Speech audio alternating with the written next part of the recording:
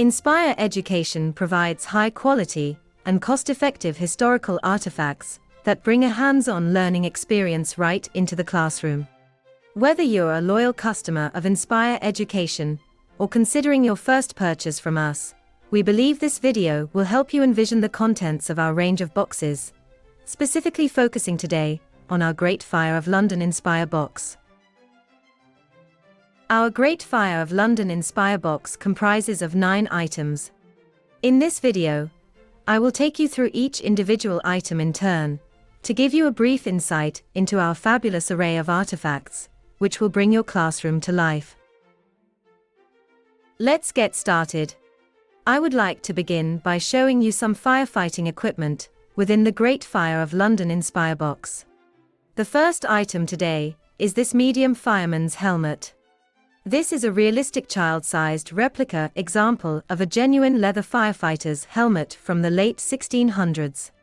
You will be able to see the large flap at the back to protect the wearer's neck. The genuine helmets would have also been padded inside.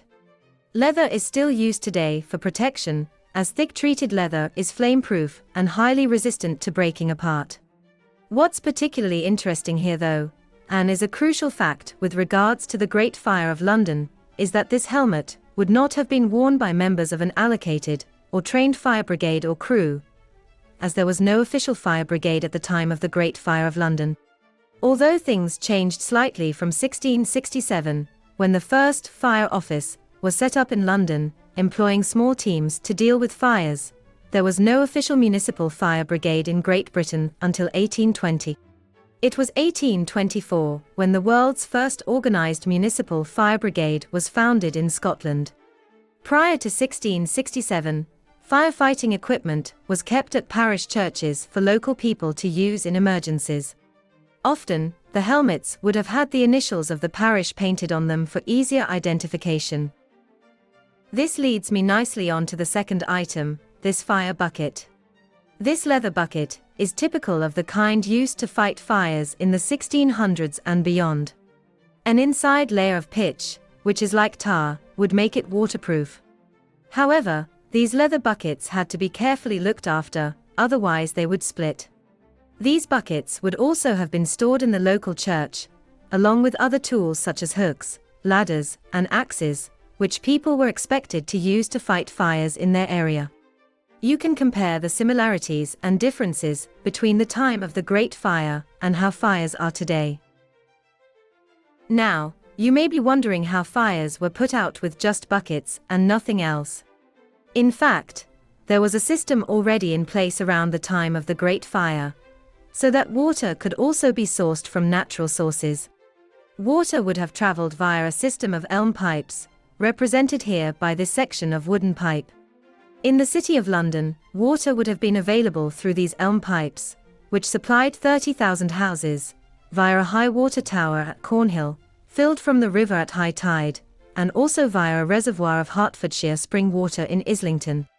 It was often possible to open a pipe near a burning building, and connect it to a hose to spray on a fire or fill buckets, like the one I demonstrated earlier, to form a bucket brigade.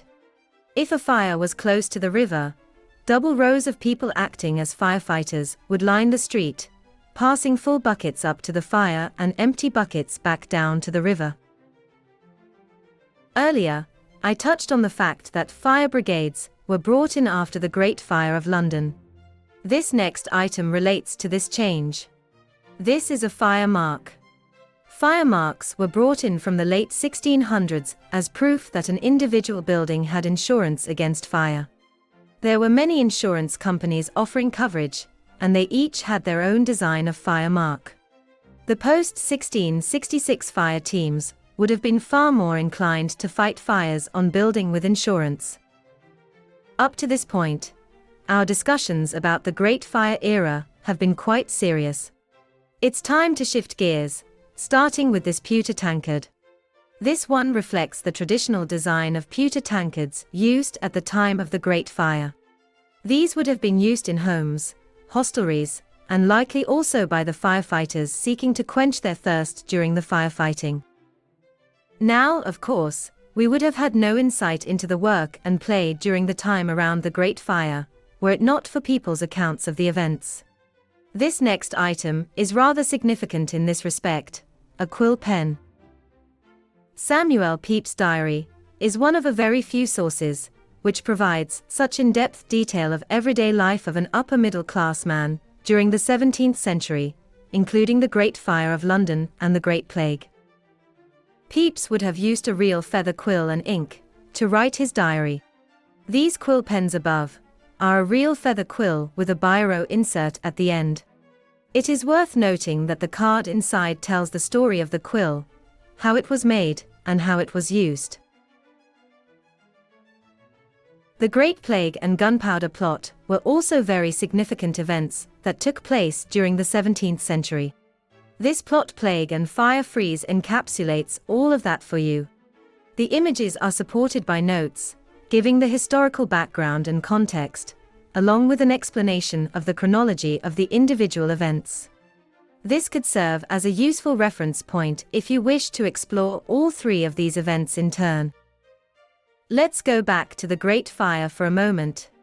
As we have just acknowledged that so much was happening in the 17th century, which we would now consider to be historically important, it is necessary for us to get the dates in the right order. This Great Fire of London timeline can help you do exactly that for the Great Fire. It is a simple, double-sided, laminated timeline to allow you to order the significant events before, during, and after the Great Fire. That leaves just one item from the Inspire box.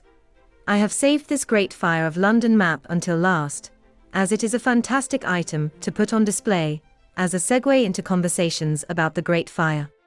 This is a colorized, A1 copy of Wenceslas' Hollars map, which can be found in the Museum of London. It illustrates the area of fire damage across the city in 1666.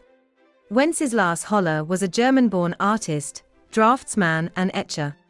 Just 5 days after the Great Fire, the king ordered Wenceslas Holler and Francis Sanford to conduct an exact survey and plan of the city. This would later be used by architects, such as John Evelyn and Sir Christopher Wren, who were tasked with rebuilding the city. That concludes our overview of our Great Fire of London Inspire box. Please do not hesitate to get in touch if you have any questions to do with the contents of this box, or any other items you have seen from Inspire Education. You can do this via our website www.inspire.education. We hope you found this video helpful.